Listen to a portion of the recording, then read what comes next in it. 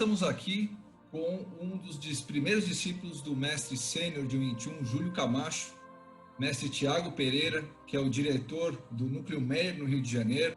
E hoje a gente vai falar um pouco sobre o boneco de madeira, os projetos que o mestre Tiago está à frente. E Tiago é uma das grandes referências do Wing Chun no Rio de Janeiro. E é um prazer para nós conversar com o mestre. Bem-vindo, mestre Tiago. Olá, obrigado, mestre Fábio Canto e mestre Rodrigo Giarola. Obrigado pela oportunidade. Acho que vai ser uma boa oportunidade de falar um pouquinho sobre não só o boneco de madeira, que é uma coisa que tanta gente tem curiosidade, mas também falar um pouquinho desses projetos aí, né, que estão planejados para 2021. Perfeito, mestre. Também temos aqui a presença do mestre Rodrigo Giarola. Rodrigo, que é o cofundador aqui da Conexão Marcial. Rodrigo, um prazer aí, estamos juntos mais uma vez. Obrigado, mestre Fábio, sempre uma honra estar aqui ao seu lado, à frente desse projeto. Mestre Tiago Pereira, muito obrigado. Finalmente a gente conseguiu aí um espaço na agenda de todos e agradeço muito a sua presença aqui. Não, eu tenho uma primeira pergunta, Tiago. Se você puder, na verdade não é uma pergunta, eu queria que você contasse um pouco sobre a sua trajetória antes da gente começar. Como que foi seu início, né? Eu sei que você começou jovem, ainda jovem, né? E conta pra gente como é que foi seu início, Tiago. O mestre do meu mestre Júlio Camacho, o grão-mestre do Emamura, que eu chamo de Sicum, na época da revista Kiai, nos anos 90, ele fez uma matéria chamada de profissionalismo nas artes marciais. E essa matéria me marcou muito, porque, de várias razões, mas muitas vezes você recebe uma pessoa no seu local de trabalho que tem um sonho de praticar uma arte marcial, tem um sonho de fazer essa jornada e você não está devidamente ou legitimamente preparado para receber essa pessoa. E, às vezes, até por inocência desse profissional, que na verdade é um amador, você acaba destruindo os sonhos de uma pessoa, né? Porque ela vai sempre tomar a arte marcial como aquele contato que ela teve com você que não sabia o que estava fazendo. Então, eu tive essa sorte de encontrar meu mestre em 1999 e estou com ele até hoje. E só uma outra pergunta que surgiu, Tiago. Quando você entrou, você imaginou que você se tornaria um profissional de Wing Chun? Ou como que surgiu essa descoberta, né? A vocação, como que foi? Essa é uma pergunta bem legal. Obrigado, mestre Fábio Camp, porque o que acontece? Quando eu comecei no Wing Chun, ainda tinha a lógica das outras artes marciais. Então, eu pensava assim, se eu chegar mais cedo e praticar mais antes do meu horário, ou ficar até um pouquinho mais tarde, isso não fazia mais sentido. E quando eu chegava cedo, muitas vezes eu atrapalhava a rotina do núcleo, né? E numa dessas chegadas, estava o mestre Ricardo Queiroz, que participava lá da tutorização no núcleo Jacarepaguá. E ele estava trabalhando, eu fazendo um monte de perguntas para ele, e uma delas foi a seguinte, né? Eu falei assim, eu posso depois ensinar isso para alguém, né? E ele falou, por quê? Você tem desejo de transmitir? Eu falei, não sei, mas eu queria saber se é possível. Ele, se você quiser, eu tinha 15 anos. Mais tarde, mestre Fábio, eu tive contato com um livro de outra linhagem que contava sobre várias genealogias, assim, várias linhagens, né, do Wing Chun. Fiquei maravilhado com aquele livro e o meu Sicum me convidou a pesquisar mais a fundo o que a nossa própria linhagem tinha para oferecer em termos de genealogia. E eu realmente fiz isso com o material do mestre Leonardo Mordente. E a história do Patriarca Leão Dia me encantou profundamente, né? A história dele ter 6 discípulos, aí era médico e tinha esse grupo. E eu botei como meta para mim que eu ia passar no concurso público, ia ter aquela vida bem programada e lá para os 40 anos mais estabilizado, eu teria os meus 6 alunos, né? Só que em 2010 a minha vida fez alguns desvios assim que eu nunca imaginaria. E aí numa conversa com o grão-mestre Emamura, ele perguntou para mim o seguinte, né? Você imagina você com um Mokun? Como seria esse Mokun? E ele começou a me fazer uma série de perguntas, né? E falou da importância da gente seguir a nossa vocação. Então foi interessante que 2 anos antes eu já tinha perguntado ao meu Sicum o que ele achava de eu ser profissional. Ele autorizou imediatamente, não autorizou, ele apoiou, digamos assim. Eu esperava que ele não fosse apoiar, então me pegou um pouco desprevenido. E foram necessários 2 anos e um acontecimento mais duro na minha vida para que eu tomasse a decisão de não seguir na carreira pública que eu estava começando para poder decidir o seguinte: se eu seguir nessa carreira, eu não vou ter o tempo que eu gostaria para me dedicar. Então, eu vou ter que abrir mão dela para poder trabalhar integralmente com o sistema Wing-Chun. Então, digamos assim, não foi bem um plano, foi um acontecimento que me deu uma tomada de consciência. Bom, mestre Thiago, então a minha pergunta é a seguinte: para quem está nos assistindo e não conhece o que é o boneco de madeira ou o que é o Mukien-Jong, né, o que você consegue falar para essa pessoa que está, né, que viu em filme, né, o que você consegue ajudar essa pessoa na própria jornada dela de conhecimento, né, além do boneco, como de todo o sistema Wing Chun aí?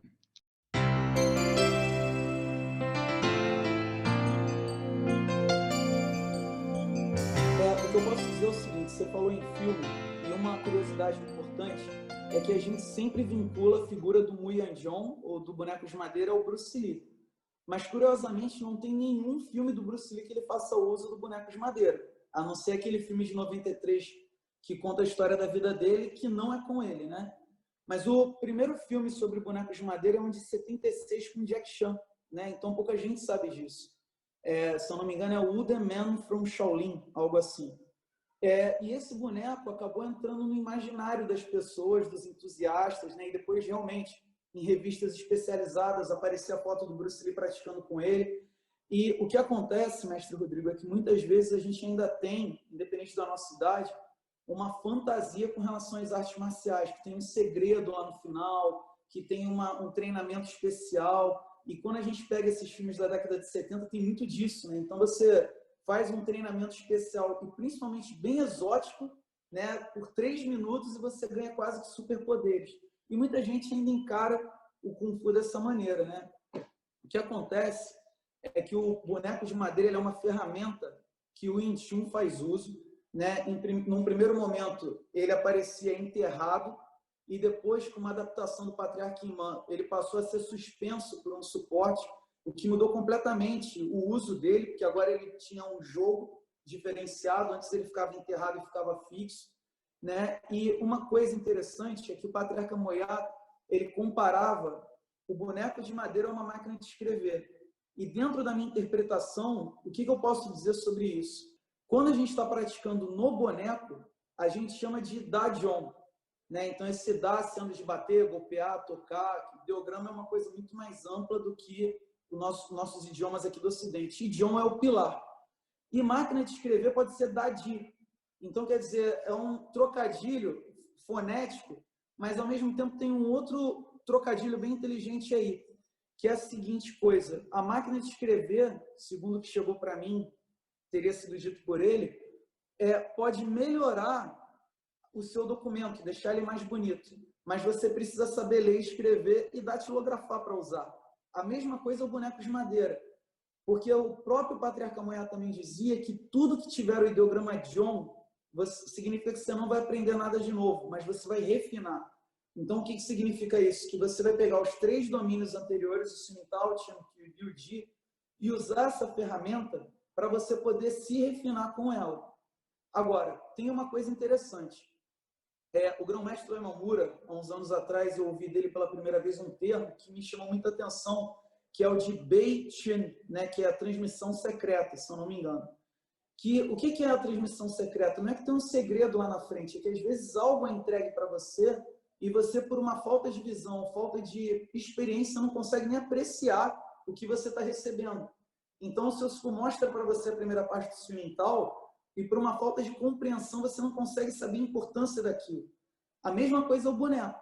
Então, ainda hoje, tem muitos praticantes de Wing Chun que ficam almejando chegar até o domínio Muay Fa Jong para praticar com o boneco e se frustram muito quando chegam lá, porque não vai ser passado nenhuma técnica secreta. Cabe a você desenvolver a habilidade de explorar essa ferramenta até o limite que você puder, né? A partir de uma sequência, como que você explora isso? E mais, como que você leva essa habilidade para a sua vida, de olhar para uma situação e aprender a explorá-la até que ela se esgote.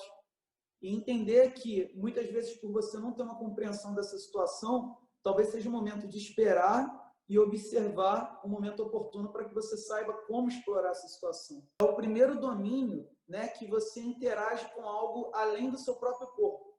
Né? Então, se antes você fazia as sequências de movimento que a gente chama de Quinto no ar, agora você interage com um objeto à sua frente.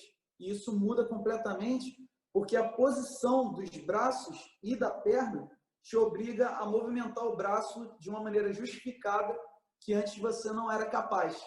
Né? Se você fizesse, não seria legítimo. Acho que é isso que eu poderia falar a respeito.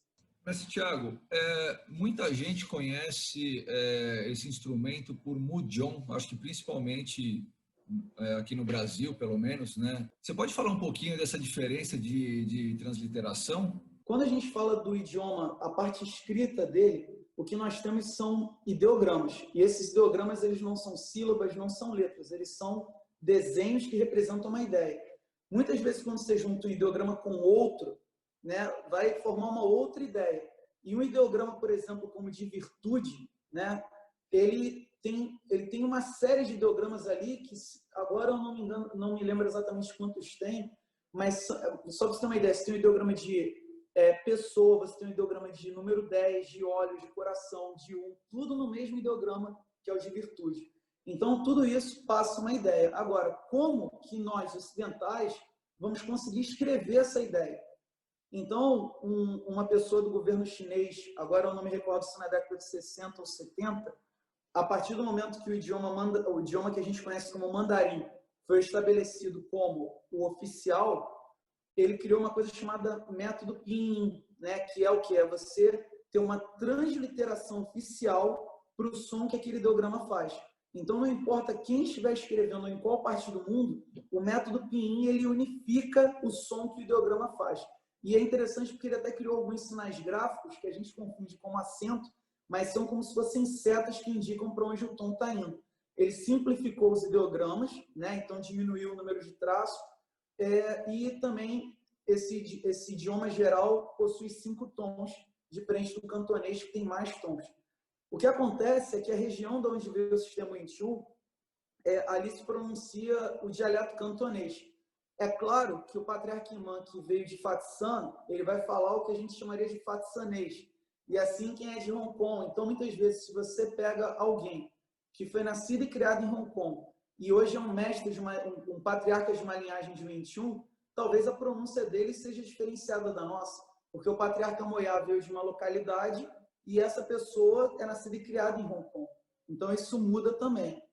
Agora, quando a gente está falando da parte escrita do cantonês, por ser um dialeto, mestre Fábio, ele não tem uma transliteração oficial, porque senão você teria que fazer uma transliteração oficial para todos os outros 53 dialetos, além do cantonês e do mandarim. Então, o que acontece? Você tem o ideograma que é sempre escrito da mesma maneira, que é o tradicional, mas a transliteração, ela varia de acordo com o que muitas vezes você recebeu do seu próprio Sifu. Né? Agora, com relação a Mudjong e Muyanjong, eu diria que é uma questão até histórica, né? Porque nos anos 80 teve muito sucesso livros de Wing Chun da editora E de Ouro, e nesses livros você via escrito Mudjong, e isso realmente, esses livros foram muito importantes para a divulgação do Wing Chun aqui no Brasil na década de 80. E acabou pegando para os primeiros profissionais, para os entusiastas da época. Só que a gente pode interpretar o seguinte, mestre Fábio, quando você bota o ideograma de pessoa no meio do Mu Yanjong, né, muda completamente a interpretação, porque agora você está falando de uma interação. Por quê? Um detalhe importante. O Mu Yanjong é o que a gente chama de Seijong, que é um pilar morto. Quem dá vida para ele é você. Então, se você não souber utilizá-lo, como utilizá-lo, ele não vai responder nada para você. Da mesma maneira que quando você chama de Mudjong, você está simplesmente tratando essa ferramenta como um pilar de madeira. Então, se você fala assim, para mim, o boneco de madeira serve para calejamento. Dependendo de como você olha para esse boneco, não está de todo errado. Se você entende ele como um pilar de madeira que serve para bater, talvez sirva mesmo para calejamento. Mas quando você olha para um pilar do homem de madeira, aí tem um potencial muito maior, que eu acho que o calejamento seria uma subutilização dessa ferramenta.